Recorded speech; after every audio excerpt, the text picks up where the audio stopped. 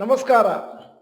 ಇವತ್ತಿನ video mutual ಫಂಡ್ಗಳು ಯಾವ ಷೇರುಗಳನ್ನು ಮಾರಿದ್ದಾರೆ ಮತ್ತು ಖರೀದಿಸಿದ್ದಾರೆ.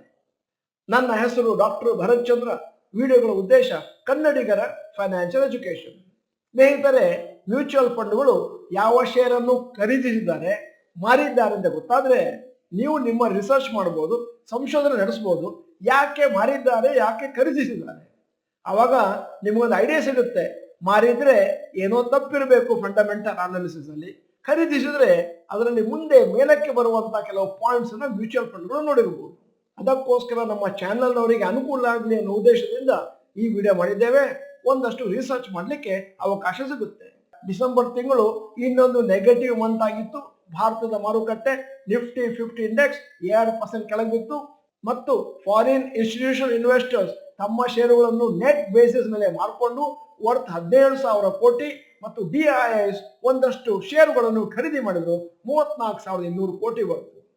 ಬೇಕಾದಷ್ಟು ಆಕ್ಟಿವಿಟಿ ನಡೀತಾ ಇದೆ ಮ್ಯೂಚುವಲ್ ಫಂಡ್ ಫ್ರಂಟ್ ಅಲ್ಲಿ. ಅದನ್ನು ನಮ್ಮ ಗಮನಕ್ಕೆ ತರಲಿಕ್ಕೋಸ್ಕರ ಇವತ್ತಿನ ಈ ವಿಡಿಯೋ ಮಾಡಿದ್ದೇನೆ. ಯಾವುದಾದ್ರೂ ಒಂದು ಶೇರನ್ನ ಮ್ಯೂಚುವಲ್ ಫಂಡ್ ಅವರು ಖರೀದಿ ಮಾಡಿದ್ದಾರೆ ಅಂತಂದ್ರೆ ಆ ಷೇರು ಸಡನ್ ಆಗಿ ಮೇಲಕ್ಕೆ ಹೋಗದೇ ಇರಬಹುದು. ಆದರೆ ಸ್ವಲ್ಪ ಸಮಯದ ನಂತರ ಇತರರು ಕೂಡ ಆ ಷೇರನ್ನು ಗಮನಿಸಿ ಅವುಗಳನ್ನು ಕೊಳ್ಳಿಕ್ಕೆ ಪ್ರಾರಂಭ ಮಾಡಬಹುದು. ಆ ಸಮಯದಲ್ಲಿ ಆ ಷೇರುಗಳು ಮೇಲಕ್ಕೆ ಹೋಗಬಹುದು. ಈಗ ನಿಮ್ಮ ಮುಂದೆ ಒಂದು ಪಟ್ಟಿ, ಅಂದಾಜು 6 ಮ್ಯೂಚುವಲ್ ಫಂಡ್ ಕಂಪನಿಗಳು ಯಾವ ಷೇರನ್ನು ಕೊಂಡಿದ್ದಾರೆ, ಯಾವ ಷೇರನ್ನು ಮಾರ್ಕೊಂಡಿದ್ದಾರೆ as of December 2024. Top 3 stocks bought and sold by SBI Mutual Fund December 2024.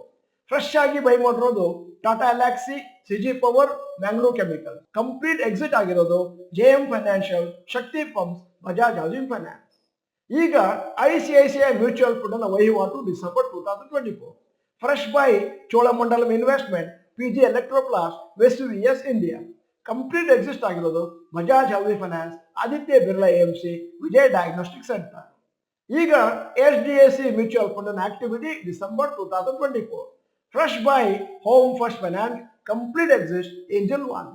Nippon mutual ಫಂಡ್ಗಳು ಯಾವ ಶೇರನ್ನು ಖರೀದಿ ಮಾಡಿದ್ವು, ಯಾವುದನ್ನು ಮಾರ್ಕೊಂಡು December 2024. Fresh buy Escorts Kubota, Marico, Mazagon docks. Complete ಆಗಿ ಎಕ್ಸಿಸ್ಟ್ ಆಗಿರೋದು Nestle India, Macrotech developers, Nalco. Kotak mutual fund December 2024. Fresh buy ಮಾಡಿರೋದು Nuvama wealth, PG Electroplast, Yatharth hospital. Complete exist Pratap snacks, UTI AMC, Nalco. UTI mutual fund bought and sold stocks December 2024. Fresh buy Blue Jet health care ಮತ್ತು sale. Complete exist eClerx services, ಟಿಟಾಗರ್ rail systems, Bajaj consumer care. ಈಗ ಒಂದು announcement. SIP ಮತ್ತು SWP ಚಮತ್ಕಾರ, ಒಂದು ಚರ್ಚೆ. ನಿಮಗೆಲ್ಲ SIP ಬಗ್ಗೆ ಗೊತ್ತಿದೆ, SWP ಬಗ್ಗೆ ಅಷ್ಟೊಂದು ಮಾಹಿತಿ ಇಲ್ಲದೆ ಇರಬಹುದು. ಯಾಕಂದ್ರೆ ಇನ್ನೂವರೆಗೆ ಬಹುಶಃ ಯಾರು ರಿಟೈರ್ಮೆಂಟ್ ಏಜ್ ಅನ್ನು ತಲುಪಿಲ್ಲ, ಎಲ್ಲರೂ ಹಣವನ್ನು ಹಾಕ್ತಾ ಹೋಗ್ತಾ ಇದ್ದಾರೆ. ಅದರಿಂದಾಗಿ SIP ಮತ್ತು SWP ಬಗ್ಗೆ ಒಂದಷ್ಟು ಐಡಿಯಾ ಬಂದ್ರೆ ಆವಾಗ ನಿಮಗೆ ಧೈರ್ಯ ಬರುತ್ತೆ. ಎಷ್ಟು ದುಡ್ಡಿದ್ರೆ ಕಂಫರ್ಟಬಲ್ ಆಗಿ ರಿಟೈರ್ ಆಗಬಹುದು.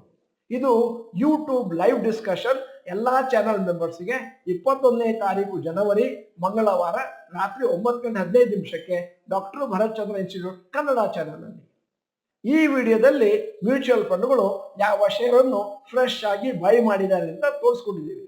ಅಂತಹ ಷೇರುಗಳು ನಿಮ್ಮ ಹತ್ರ ಇದ್ರೆ ಖುಷಿ ಪಡುವ ಸಂಗತಿ.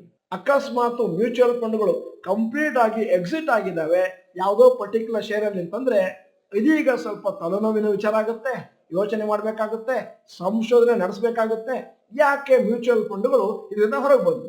ಆದ್ದರಿಂದ ಒಂದಷ್ಟು ಸಂಶೋಧನೆ ಮಾಡಿ ನಿಮ್ಮದೇ ಆದಂತಹ ಕನ್ಕ್ಲೂಷನ್ ಬನ್ನಿ. ಯಾರೂ ಕೂಡ ಇಂತಹ ಮ್ಯೂಚುವಲ್ ಫಂಡ್ ಅನ್ನು ಬೈ ಮಾಡಿ, ಶೇರ್ ಅನ್ನು ಬೈ ಮಾಡಿ ಅಂತ ಹೇಳುವ ಹಾಗಿಲ್ಲ ಅಂತ SEBI ಒಂದಷ್ಟು ರೂಲ್ಸ್ ರೆಗ್ಯುಲೇಷನ್ಸ್ ಅನ್ನು ಟೈಟ್ ಮಾಡಿದ್ದಾರೆ. ವಿಡಿಯೋದ ಕೊನೆಯಲ್ಲಿ ಒಂದು ಜನರಲ್ ನಾಲೆಜ್ ಕ್ವಶನ್. ನಿಫ್ಟಿ 50 ಸೂಚ್ಯಾಂಕದಲ್ಲಿರುವಂತಹ ಅತಿ ಹೈಯೆಸ್ಟ್ ವೇಟೇಜ್ ಇರುವಂತಹ ಷೇರು ಯಾವುದು? 4 ಚಾಯ್ಸ್ಗಳು. A Reliance industries, B Infosys, C HDFC bank, D TCS. ನೀವು ಡಾಕ್ಟರ್ ಭರತ್ ಚಂದ್ರ ಇನ್ಸ್ಟಿಟ್ಯೂಟ್ ಕನ್ನಡ ಚಾನಲ್ ಮೆಂಬರ್ ಅಲ್ಲ ಅಂತಂದ್ರೆ ಇದೀಗ ಸಮಯ. ಸಬ್ಸ್ಕ್ರಿಪ್ಷನ್ ಬಟನ್, ಬೆಲ್ ಐಕಾನ್ ಒತ್ತಿ. ವಿಡಿಯೋ ಚೆನ್ನಾಗಿದೆ ಲೈಕ್ ಬಟನ್ ಒತ್ತೋದನ್ನು ಮರಿಬೇಡಿ. ವಿಡಿಯೋನ ನಿಮ್ಮ ಎಲ್ಲಾ ಸ್ನೇಹಿತರಿಗೂ ಫಾರ್ವರ್ಡ್ ಮಾಡಿ. ವಿಡಿಯೋನ ಸಂಪೂರ್ಣವಾಗಿ ನೋಡಿದ್ದಕ್ಕೆ ಧನ್ಯವಾದಗಳು. ನಮಸ್ಕಾರ.